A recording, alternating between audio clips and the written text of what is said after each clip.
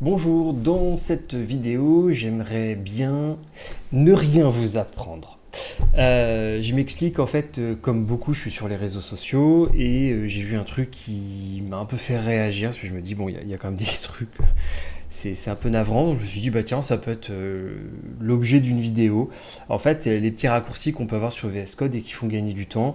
En fait, la personne sur sa vidéo montrait ce code-là et disait voilà, donc ça c'est un dev junior qui va faire sa div et qui va fermer sa div, qui va mettre sa nav et qui va fermer sa nav et qui après va faire li avec une liste, une classe pardon, et va mettre dedans liste 1, liste 2, etc. Donc il ferme sa li, il faisait un copier-coller, moi je vais quand même faire un alt-shift puis la flèche du bas pour faire ça, et puis du coup revenir ici, 2, 3 et 4. Donc ça, il montrait, c'est le truc du junior. Alors, déjà, moi, je ne suis pas persuadé que les juniors, en tout cas ceux qui ont bossé avec moi, faisaient pas ça.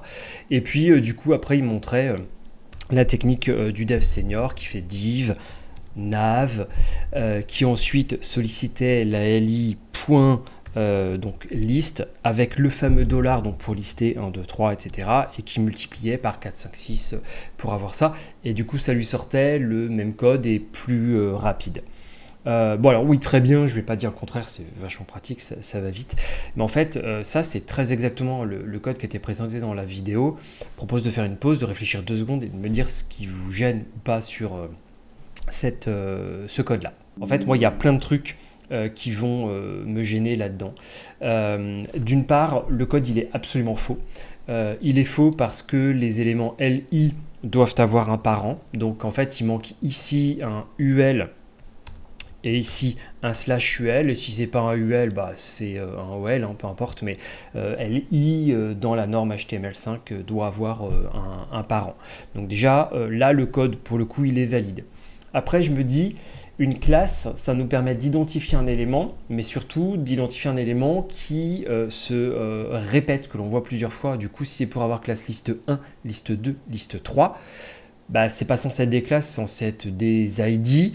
Et je trouve que c'est un petit peu bizarre d'avoir ça ici. À mon sens, ça devrait pas exister.